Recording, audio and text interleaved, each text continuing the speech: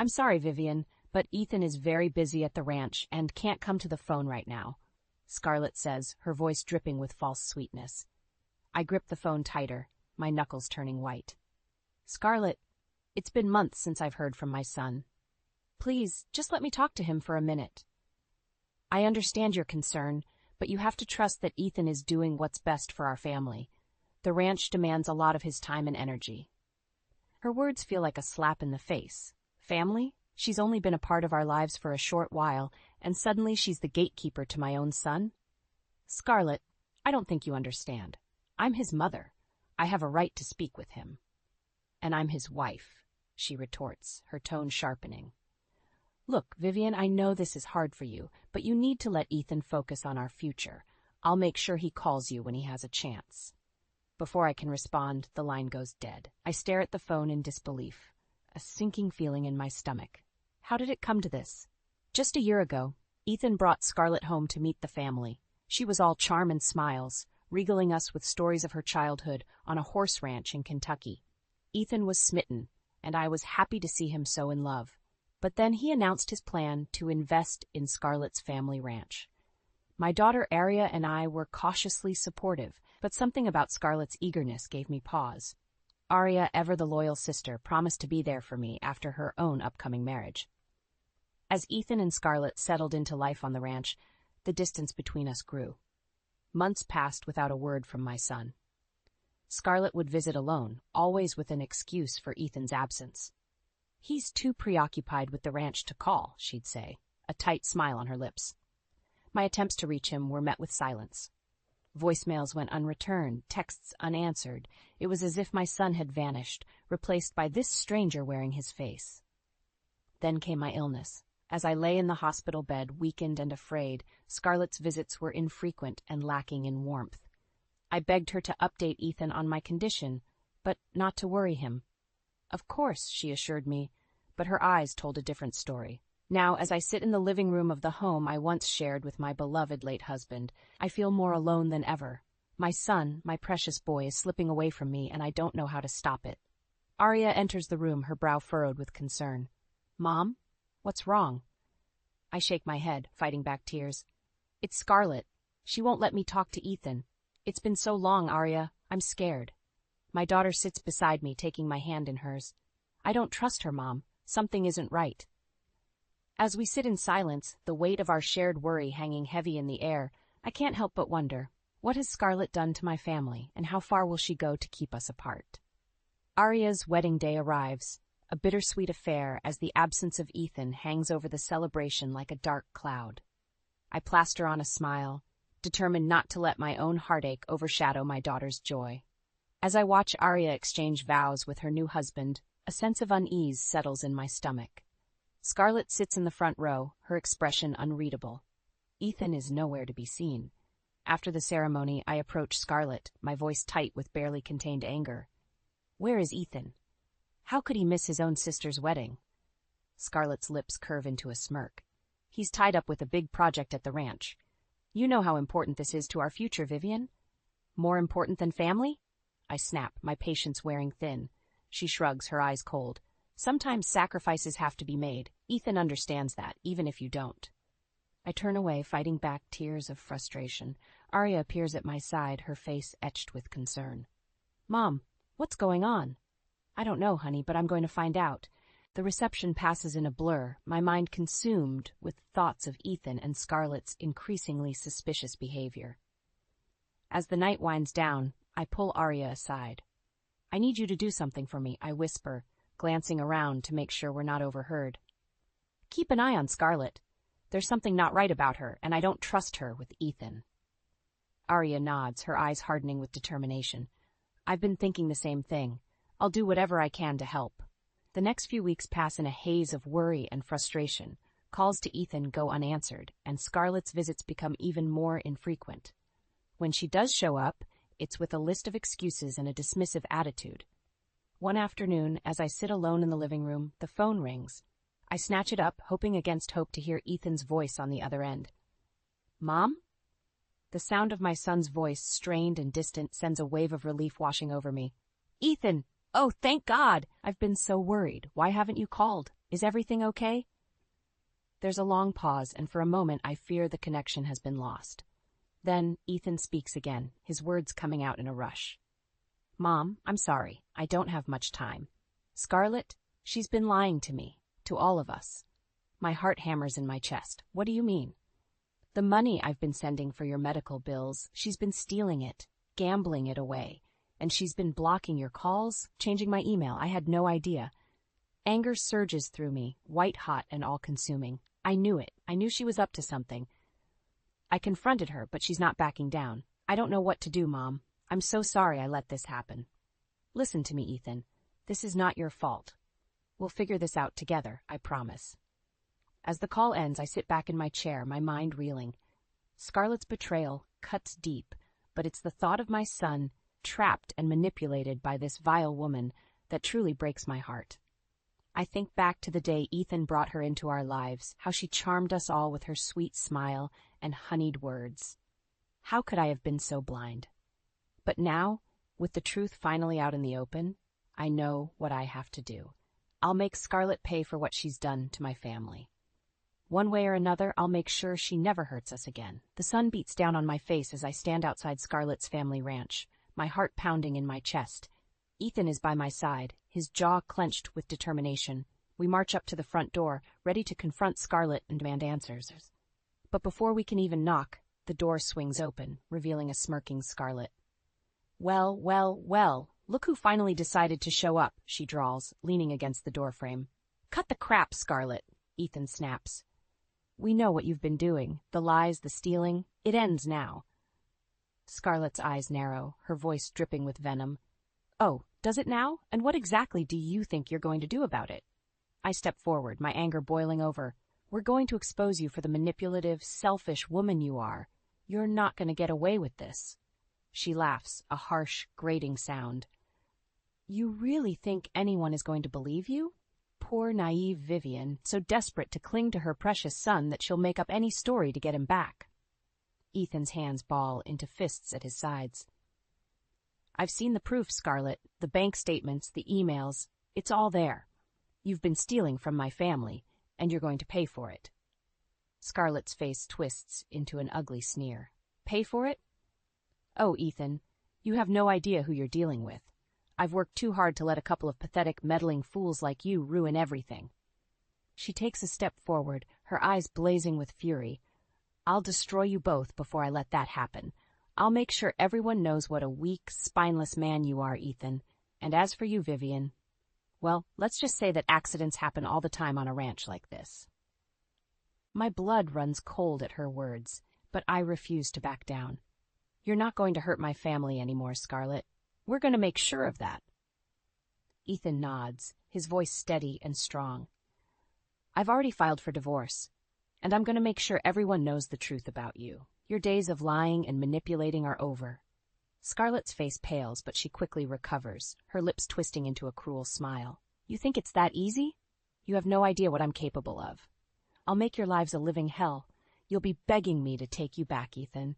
And you, Vivian, you'll wish you never crossed me." I take a step forward, my voice low and dangerous. "I'm not afraid of you, Scarlett. You've underestimated the strength of this family. We'll do whatever it takes to protect each other, no matter what." Ethan takes my hand, squeezing it tightly. "We're done here, Scarlett. You'll be hearing from my lawyer." As we turn to leave, Scarlett's voice rings out behind us, filled with rage and desperation. "This isn't over. You'll regret the day you ever crossed me." But we keep walking, our heads held high. We know the road ahead won't be easy, but we also know that we have each other, and that's all that matters. As we climb into the car, Ethan turns to me, his eyes filled with a mix of sadness and determination. "I'm so sorry, Mom. I never meant for any of this to happen." I reach over, taking his hand in mine. "It's not your fault, Ethan. Scarlett fooled us all, but we're going to make this right, together." He nods, a small smile playing at the corners of his mouth. Together, no matter what. As we drive away from the ranch, I feel a sense of hope blossoming in my chest. We've faced the darkness and we've come out stronger, and I know that no matter what lies ahead, we'll face it as a family, united and unbreakable. The divorce proceedings drag on, a bitter battle filled with accusations and lies. Scarlett fights tooth and nail, determined to bleed Ethan dry and ruin his reputation. But my son stands strong, refusing to back down in the face of her vicious attacks. As the months pass, I watch as Ethan struggles to rebuild his life. He throws himself into his work, determined to prove to everyone that he's not the weak, easily manipulated man Scarlett tried to paint him as. Arya and I do our best to support him, offering words of encouragement and a listening ear whenever he needs it.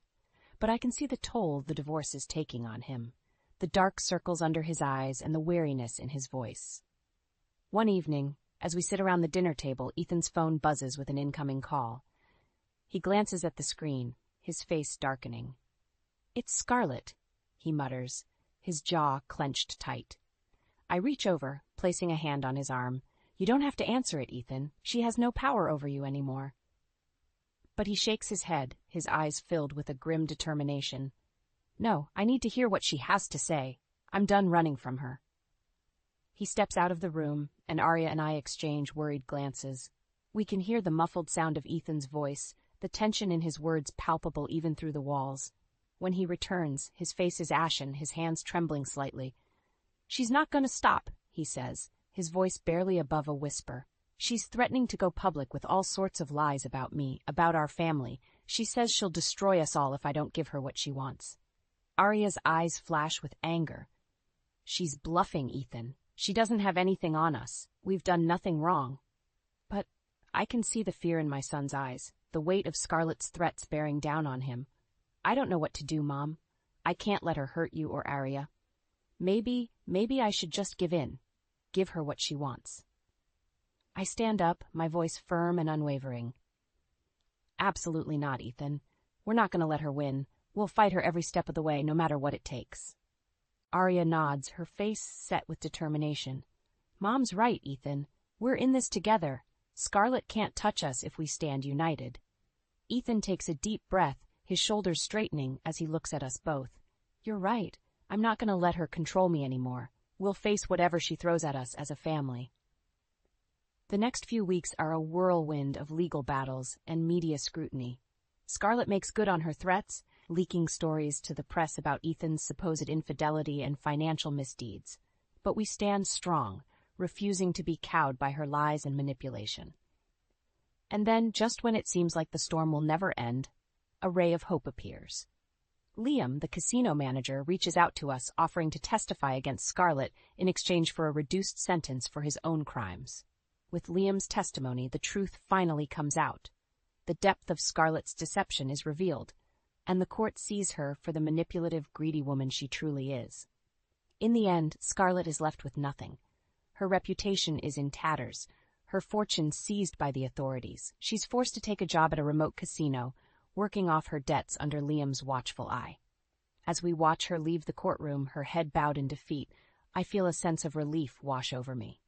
It's finally over. My family is safe, and we can begin to heal from the wounds Scarlett inflicted on us. Ethan takes my hand, his eyes shining with gratitude. "Thank you, Mom, for never giving up on me, even when I was ready to give up on myself." I smile, squeezing his hand tightly. "That's what family does, Ethan. We stand by each other, no matter what, and we always will." 2 years have passed since Scarlett's downfall, and life has slowly returned to normal. Ethan has thrown himself into his work, rebuilding his reputation and his finances. Arya is happily married, expecting her first child any day now. As for me, I've found a new sense of purpose in my life. I've started volunteering at a local women's shelter, helping other women who have been through similar experiences of betrayal and manipulation. But even as we move forward, the scars of the past still linger. Ethan, in particular, struggles with the weight of Scarlett's betrayal, the guilt of not seeing through her lies sooner. One evening, as we sit together in the living room, Ethan's phone buzzes with an incoming message. He glances at the screen, his face going pale. "It's from Scarlett," he says, his voice barely above a whisper. "She wants to meet with me, to apologize for everything she's done." I feel a surge of anger rising in my chest. "Absolutely not, Ethan. She's just trying to manipulate you again. You don't owe her anything." But Ethan shakes his head, his eyes filled with a mix of pain and determination. "I need to do this, Mom. I need to face her, to get closure on this whole mess." Arya reaches over, taking his hand in hers. Are you sure about this, Ethan? She's hurt you so much already. Ethan nods, his jaw set firmly. I'm sure. I need to do this for myself to prove that she doesn't have any power over me anymore. The next day, Ethan meets with Scarlett at a local coffee shop. I wait anxiously at home, my stomach tied in knots as the minutes tick by. When Ethan finally returns, his face is drawn and tired, but there's a lightness to his step that I haven't seen in years. How did it go? I ask, my voice trembling slightly.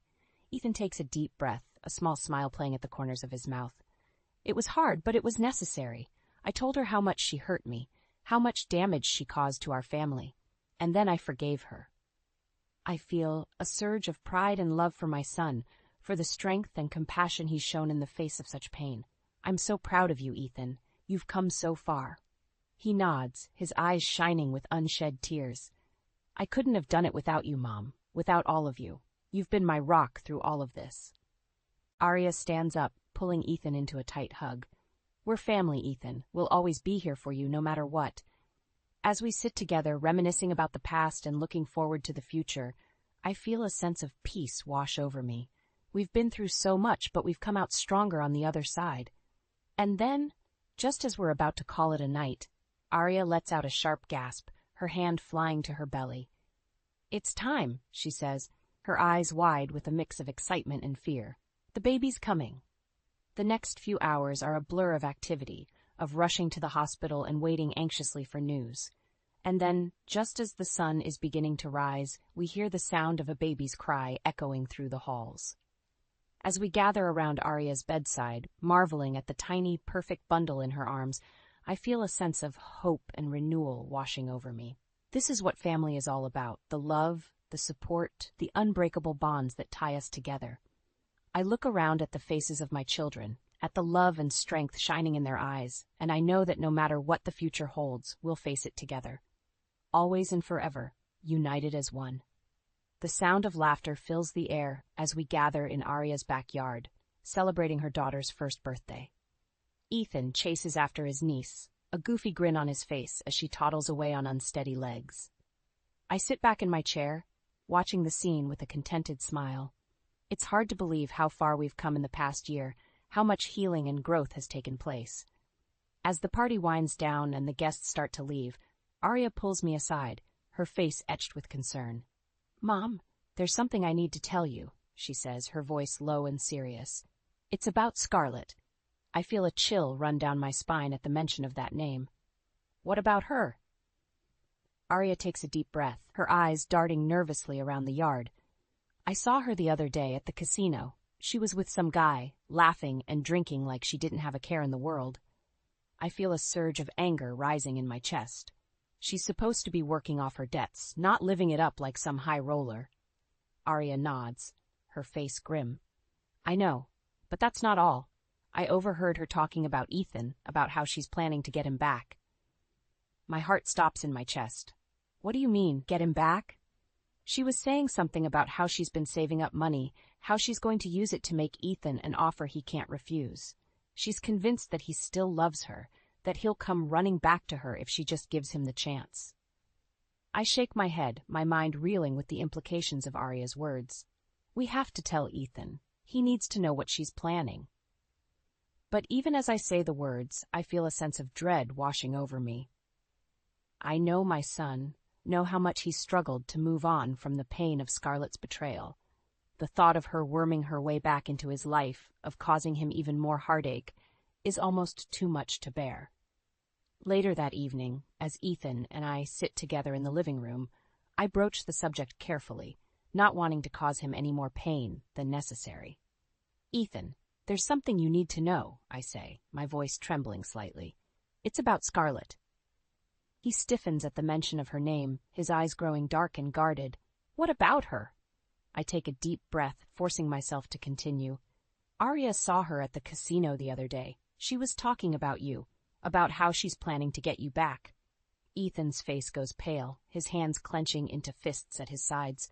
She's delusional if she thinks I'd ever go back to her, not after everything she's done. I reach over, taking his hand in mine. I know, Ethan, but she's convinced that you still love her, that she can win you over with money and promises. He shakes his head, his jaw set firmly. She can't buy me, Mom. She never could. I'm done with her. Done with all of her lies and manipulation. I nod, feeling a surge of pride and love for my son. I know you are, Ethan, but we need to be careful. Scarlett's not the kind of woman who takes no for an answer. Ethan takes a deep breath, his eyes shining with a fierce determination. Don't worry, Mom. I'm not going to let her hurt our family again. No matter what she tries, no matter what she offers, I'll never go back to her. Never. As we sit together in the quiet of the evening, I feel a sense of unease washing over me. I know that Scarlett won't give up easily, that she'll stop at nothing to get what she wants. But I also know that we're stronger now than we've ever been. We've faced the worst that life has thrown at us, and we've come out the other side. And no matter what the future holds, we'll face it together, united as a family against all odds. The next few weeks pass in a haze of tension and uncertainty. Ethan throws himself into his work, determined to keep his mind off of Scarlett and her scheming. But I can see the toll it's taking on him, the dark circles under his eyes and the weariness in his voice. Arya and I do our best to support him, to keep a watchful eye out for any sign of Scarlett's interference. But as the days turn into weeks, we begin to wonder if perhaps she's given up, if she's finally accepted that Ethan is truly done with her. And then, one evening, the phone rings. I answer it, my heart pounding in my chest as I hear the voice on the other end. Vivian, it's Liam. I need to talk to you about Scarlett. I feel a chill run down my spine at the urgency in his voice. What is it, Liam? What's going on? He takes a deep breath, his voice low and serious. She's planning something big, Vivian. Something that could ruin Ethan's life forever. I grip the phone tighter, my knuckles turning white.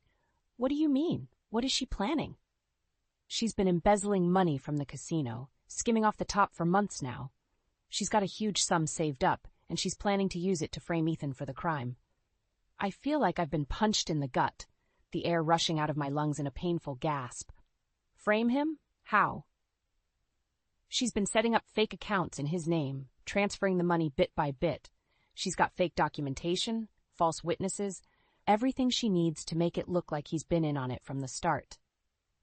I shake my head, my mind reeling with the implications of Liam's words. But why? Why would she do this? Because she's obsessed with him, Vivian. She's convinced that if she can just ruin his life, destroy everything he's worked for, he'll have no choice but to come crawling back to her. I feel a surge of rage rising in my chest, hot and fierce. That's never going to happen. Ethan's done with her lies and her manipulation. Liam sighs, his voice heavy with regret. I know that, Vivian, but Scarlett's not thinking clearly. She's desperate, and desperate people do crazy things. I take a deep breath, forcing myself to stay calm. What do we do, Liam? How do we stop her? I've got a plan, but it's risky. I need you to trust me, Vivian. Can you do that? I hesitate for a moment, my mind racing with the possibilities. But then I think of Ethan, of the pain and suffering he's already endured at Scarlett's hands. And I know that I'll do whatever it takes to protect him, to keep our family safe. I trust you, Liam. Just tell me what you need me to do. Over the next few days, Liam and I work tirelessly to gather evidence against Scarlett, to build a case that will expose her lies and bring her to justice. It's a dangerous game we're playing, and I know that if we make even one misstep, it could all come crashing down around us. But we press on, driven by our love for Ethan and our determination to see Scarlett pay for her crimes. And finally, after weeks of hard work and sleepless nights, we have everything we need. We confront Scarlett at the casino, surrounded by security guards and federal agents. She tries to run, to slip away in the chaos, but we're ready for her. As the handcuffs click shut around her wrists, I feel a sense of relief washing over me. It's over. The nightmare is finally over. Ethan pulls me into a tight hug, his eyes shining with tears of gratitude. Thank you, Mom. Thank you for never giving up on me, for fighting for our family. I smile, my heart swelling with love and pride. That's what mothers do, Ethan. We fight for our children, no matter what. As we walk out of the casino, arm in arm, I know that the road ahead won't be easy. There will be trials and challenges, moments of doubt and fear, but I also know that we'll face them together, united as a family against all odds. And in the end, that's all that really matters. The sun is shining brightly as we gather in the garden, surrounded by friends and family. It's Arya's wedding day, a celebration of love and new beginnings. As I watch my daughter walk down the aisle, radiant in her white gown, I feel a sense of joy and contentment washing over me. After all the pain and struggle of the past few years, it's a relief to finally have something to celebrate. Ethan stands beside me, his eyes shining with pride as he watches his sister exchange vows with the man she loves. I know that he's been through so much, that the wounds of Scarlett's betrayal are still raw and painful. But as I look at him now, I see a strength and resilience that I never knew he possessed. He's grown so much in the past year, learned to trust himself and his own judgment, and I know that no matter what the future holds, he'll always have the love and support of his family to guide him through. As the ceremony comes to a close and the guests begin to mingle, I catch sight of a familiar face in the crowd. It's Liam, looking slightly uncomfortable in his suit and tie. I make my way over to him, my heart swelling with gratitude. Liam, I'm so glad you could make it. I know it must be difficult for you, being here. He shakes his head, a small smile playing at the corners of his mouth. I wouldn't have missed it for the world, Vivian. Your family has been through so much, and I'm just happy to see you all so happy and at peace. I nod, feeling a lump rising in my throat. We couldn't have done it without you, Liam. You risked everything to help us, to bring Scarlett to justice. I'll never be able to thank you enough for that. He reaches out, taking my hand in his. You don't have to thank me, Vivian. I did what I did because it was the right thing to do. Scarlett was a cancer, eating away at everything good and decent in this world. I'm just glad I could play a part in stopping her. As we stand there, watching the happy couple dance and laugh, I feel a sense of closure washing over me. The past few years have been a nightmare, a waking hell of lies and betrayal and pain. But we've come through it stronger, more united than ever before, and I know that no matter what the future holds, we'll always have each other to lean on. Later that evening, as the party winds down and the guests begin to leave, Ethan pulls me aside, his face serious. Mom, there's something I need to tell you, he says, his voice low and earnest. I've been thinking a lot about the future, about what I want to do with my life, and I've decided that I want to go back to school to get my degree in social work. I feel a surge of pride and love for my son, for the man he's become. Oh, Ethan, that's wonderful. I know you'll be amazing at it. He nods, his eyes shining with determination. I want to help people, Mom. I want to make a difference in the world, to use my experiences to help others who are struggling like we did. I pull him into a tight hug, my heart swelling with emotion. I'm so proud of you, Ethan. So proud of the man you've become. As we stand there, surrounded by the love and laughter of our family and friends, I feel a sense of hope and possibility washing over me. The future is bright, full of promise and potential, and I know that no matter what challenges we face, no matter what obstacles we encounter, we'll always have each other to lean on, always and forever, united as a family against all odds.